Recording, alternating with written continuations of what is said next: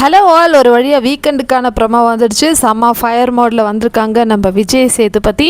ஆனால் இதே ஃபயர் வந்து எபிசோடில் இருக்குமான்னு சொல்லிட்டு நம்ம வெயிட் பண்ணி பார்க்கலாம். ஸோ ஷோவில் வந்த உடனே வாந்தி எடுக்கிறாங்க விஜேஎஸ். என்னென்னா, நீங்கள் அந்த மாதிரி பண்ணி வச்சுருக்கீங்கன்னு சொல்லிட்டு ராஜாங்கன் டாஸ்கில் வந்து ஒருத்தர் பேசும்போது வாந்தி எடுக்கிறீங்களே, சின்ன பசங்களுக்கு கூட தெரியும் என்ன பண்ணணும் என்ன பண்ணக்கூடாதுன்னு, அது கூட உங்களுக்கு தெரியாதான்னு சொல்லிட்டு கேட்குறாங்க. யாரெல்லாம் கூப்பிட்றாங்கன்னா, பாரு, விக்ரம், கனி, அதே மாதிரி எஃப்ஜே, யாரெல்லாம் வந்து அந்த டாஸ்கில் வந்து ஒருத்தர் பேசும்போது மற்ற டீம் வந்து வாந்தி எடுத்தாங்க இல்லையா. ஸோ ஆக மொத்தத்தில் வீடு ஃபுல்லாகவே வந்து வாந்தி தான் எடுத்து வச்சுருக்காங்க.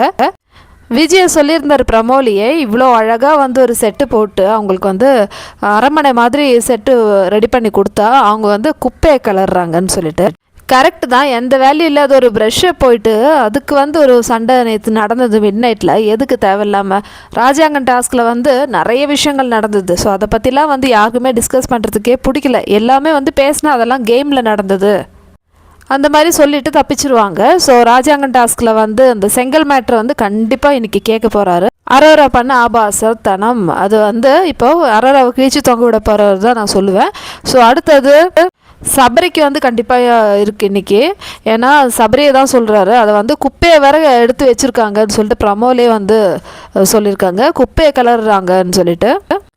ஸோ அடுத்தது கனியை பிடிச்சி கத்துறாங்க. கனி, நீங்கள்லாம் என்ன பண்ணி வச்சுருக்கீங்க, உங்களுக்கு தான் எல்லாம் தெரியும்ல, அப்புறம் என்ன அப்படின்னு கேட்குறாங்க. விக்ரம் வந்து பெருசாக வந்து கேம் ஆடுறோம், இது வந்து என்னோட புது டாக்டிக்ஸ்ன்னு சொல்லிட்டு என்னமோ வந்து பாடி ஷேமிங் மாதிரி பண்ணிகிட்ருக்கான், இல்லைனா மற்றவங்கள மாக் பண்ணுறேன்னு சொல்லிட்டு கேவலமாக கலாய்ச்சிட்ருக்காங்க. ஸோ அதையும் வந்து கேள்வி கேட்குறாங்க இன்றைக்கி. அடுத்தது எஃப்ஜேலாம் வந்து நான் ரொம்ப கான்ஃபிடென்ட்டுன்னு சொல்லிட்டு ரொம்ப தைரியமாக சுற்றிட்டுருக்காங்க.